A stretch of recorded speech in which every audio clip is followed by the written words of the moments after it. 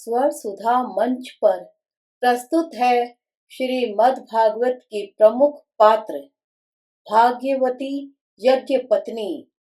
वृंदावन के सन्निकट कुछ याज्ञिक ब्राह्मण यज्ञ कर रहे थे।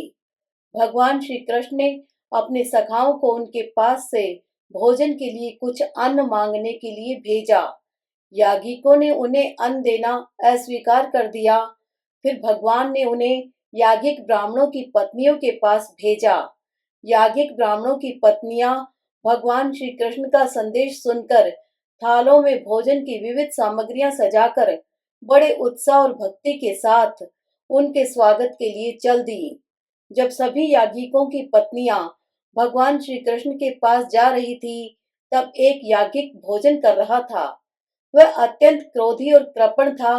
उसकी पत्नी ने अपने पति से कहा, नाथ, सभी यज्ञ पत्नियां भगवान श्याम सुंदर के दर्शन के लिए जा रही हैं। आप मुझे भी जाने की अनुमति प्रदान करें।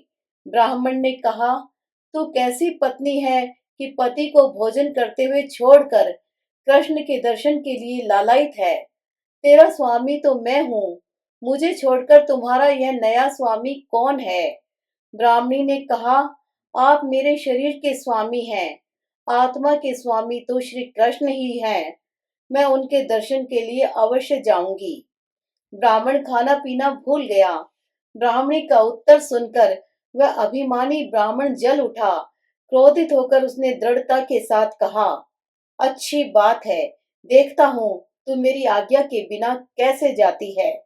यह कहकर उस क्रोधी ब्राह्मण ने अपनी पत्नी के हाथ पैरों को रस्सियों से बांध दिया और स्वयं पहरे पर बैठ गया।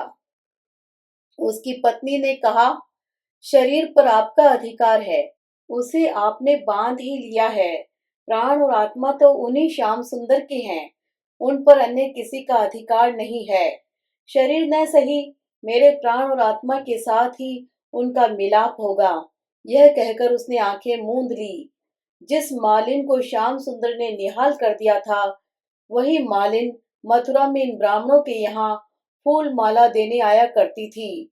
वह प्रतिदिन विप्र पत्नियों से श्याम सुंदर के अनुपम सौंदर्य की चर्चा किया करती थी।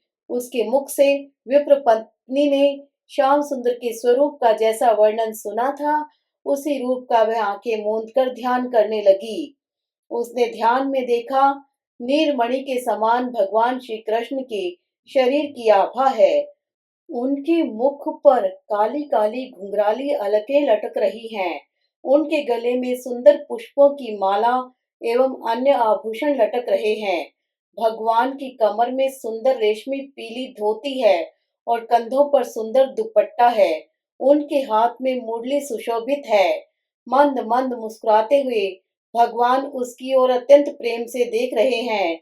इस प्रकार ध्यान करते करते ब्राह्मणी के श्वास रुक गए। ब्राह्मणी के शरीर से प्राण निकलकर भगवान के चरणों में प्रविष्ट हो गए। उसके नेत्रों के कोरों से अश्रु ढुलक पड़े। ब्राह्मणी की आत्मा श्री कृष्ण से मिलकर एकाकार हो गई और उसका प्राणहीन शरीर ब्राह्मण के पास पड़ा रह गया। यज्ञ पत्नी जैसा सौभाग्य ऋषि मुनियों के लिए भी दुर्लभ है।